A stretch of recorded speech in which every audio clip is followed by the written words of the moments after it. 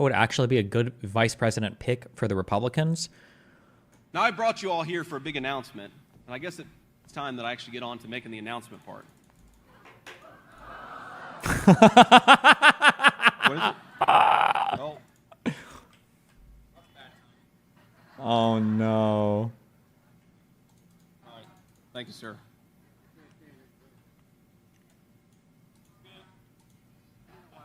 That's fine. There we go. Now, I brought you all here for a big announcement. The problem is that you don't have the Republicans. It's the party of Trump now. So you're in a really weird space. Before, when Trump ran in 2016, you still had a Republican Party. So Trump was a very unconventional pick, but he could shore up his base, his evangelicals and his traditional conservatives with Pence. It made sense. I think that ticket, in my mind, that ticket made sense, I think. But now you don't really have a conservative party anymore. So when you talk about like, well, who does Trump need to pick as a vice president?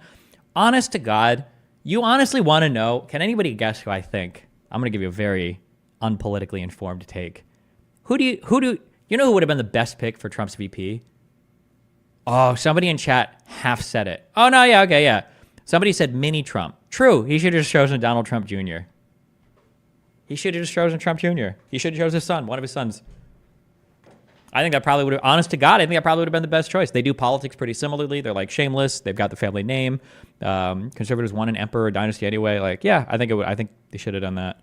You'd feel good about like Trump is getting old and aging out, but his son's right here to take up the reins. Yeah. You don't think that Vivek fits the mini Trump role better? I feel like that's really hard for me to evaluate. I feel like Vivek comes off as a brown noser. No racial slur intended there. I don't know if conservatives view it in that way. He was like kind of popular from among the Trumples, but why would you ever choose Vivek over Trump ever? You never would. But like, would he be a substitution for Trump? I don't know. I'm not sure. I don't think he would be, actually. Remember the issue you have with Trump. The biggest selling point to Trump, 51% of Trump's success, okay? And historians will write about this. And you will source me. Remember to source my stream in the history books, okay? If you guys are watching this in the future, school kids, okay? I was the most informed political commentator in the entire world, okay? Whatever else is in these chapters, okay? Donald Trump's success is majorly due to his charisma and his stage presence. That is like the 51% selling point on Trump. People remember him from The Apprentice. He was... his character on The Apprentice, he's like the archetypical, like, United States, like, masculine male role model figure. Like, he's tough, but he's fair, and he's, you know, like, he's got a lot of showmanship and bravado. You've got, like, the gaudy red tie on the suits, but it works because he's so successful, and he's so, like, he's got his buildings and his businesses, and he's got, like, his, you know, his family, and like, Trump just has, and he carries himself so well on stage, and he's funny, he's personable, he tells jokes, he gives people bad nicknames. Like, this is the majority of Trump's success is there. So when people look to compare people to Trump, they look at people like Vivek. Vivek hits all the populist talking points. 100% he does, absolutely.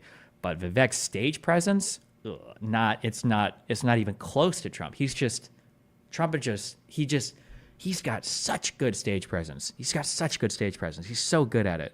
And he speaks like the language of like perfectly for all of his like fans to slip, but he's just so good at it. Yeah. I'm trying to think of trying to think of anybody that's even remotely comparable. Obama had really good stage presence. Bernie Sanders has, in my opinion, Bernie has very good stage presence as well. Bernie has exceptional stage presence, I think. Watching him work a general crowd, if he would have been the nominee, I don't think he could have made it because his policies are too extreme, but that would have been so interesting. Seeing like Bernie Sanders in a debate against Trump would be amazing, would be awesome, I think. Actually, the more I think about it, I feel like Bernie probably has the best stage presence. Obama's was really good, maybe, yeah. George Bush was nice. Bill Clinton, I think, was pretty nice. Reagan was very good. MLK was really good, but not necessarily a politician. Bernie's stage presence does not beat Obama. Probably not, maybe. I feel like Obama has one of those things, too, where, how do you describe it when you have, like, you've got, like, a guy or a girl who's, like, very conventionally attractive, but there's like one off thing about them. It's either like a mole or a scar or something asymmetrical, but for some reason it just like makes them even more attractive. I feel like Obama was kind of like that, and that obviously he spoke very well. He was like eloquent. He had like the content and everything was good, but he had like a very unique, like he has a very, what would you call it? Unique diction? No. Accent? No. But he had a very unique style of speaking. Like cadence. That's the word I'm looking for. Yeah. He has a very Obama cadence. And that probably helped too. Like his speaking style definitely sticks out in your mind a lot. Yeah. What question would you ask Trump if you had the chance to? You can only ask one. I don't know. I don't care. There's not one question I care to ask Trump. I don't know. He's not like a very interesting person. There's nothing insightful or whatever I'm not sure. I think for Obama, I would want to ask him, how did you feel about not being able to close Guantanamo Bay? It was a big thing that he ran on, and I feel like the answer to that question would be pretty illuminating in terms of like, here's what you want to do coming into government. Here are the things that you can't do despite what you want. Here's like things that exist because of reasons you might not want them to exist, but they're like necessary. I would be very interested to hear him talk through like how he felt about not being able to close Guantanamo Bay. I think for Bush, I think it would almost certainly be something about the Iraq War. How do you feel at the end of all of that about the Iraq War? There's like an incestuous relationship between the RFK campaign and the Trump campaign. I wouldn't be surprised if he ends up dropping out and endorsing Trump. Sure. Do you think he's going to toss Vance? No, he can't. No, I mean, he could, but I think that, no, I don't think so. I think that would be a sign of desperation. The guy's such a loser. It seems like Vance is just getting like slaughtered. Like, No.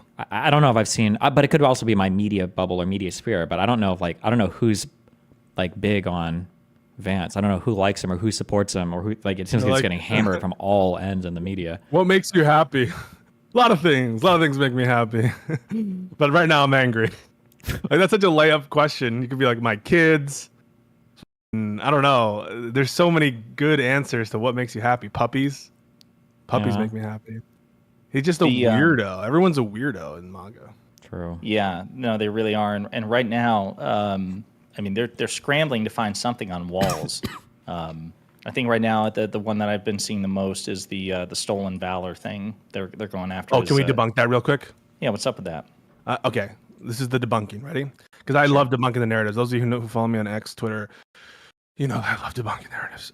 So the narrative is, number one, he has stolen valor because, one, he lied about being a veteran of Operation Enduring Freedom or some bullshit. I don't know. Yeah, but he deployed in abroad in, I think, Italy, Turkey, and other places in Europe, specifically for support or logistics. I think it was for support or to literally guard in connection with and explicitly for Enduring Freedom, Operation Enduring Freedom. And so it's so insane to me that you would define like who's a veteran of an operation based on whether or not you were in a specific combat zone. That's not the definition of veteran that I would use. Again, all these like ultimately become about definitions, but if you were deployed as part of an operation and you're serving in the military, I think it's fair to say that you were a veteran of whatever the operation was that you deployed for. I think anything other than that is like a stupid standard. Number one. Then number two, the whole thing about like, well, he left before they deployed in Iraq, right? Mm-hmm. Is that right? Mm-hmm.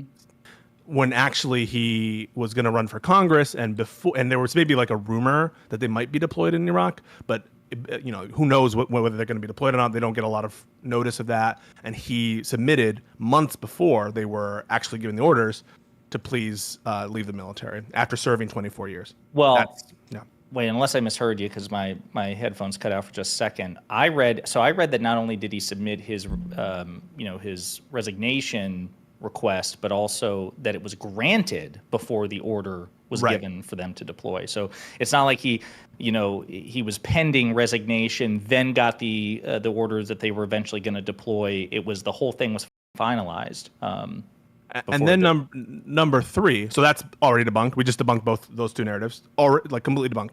So anything about him being a veteran is completely true. Everything about him leaving before they deployed is true, but it wasn't because he didn't want to go or because an order was given, like, and he left because of the order. It wasn't that. To wrap this all around in a bow, like any of these motherfuckers care about deference and respect to the military after everything that Trump has done, all of the Well, the fact biggest that meme is how he he's- compared to a guy. Didn't Trump do the Bone Spurs draft or dodging? You Of, got to deferment out yeah, of so I mean, wrath. like, yeah, that seems kind of Talk about McCain. yeah. When McCain was captured, like, to pretend that these people like give a rat's ass about any of this is, beyond me. That's my debunk. I appreciate that, Destiny. All right, bye. Remember to hit that like and subscribe, and don't forget the notification bell so that my videos show up right in your feed.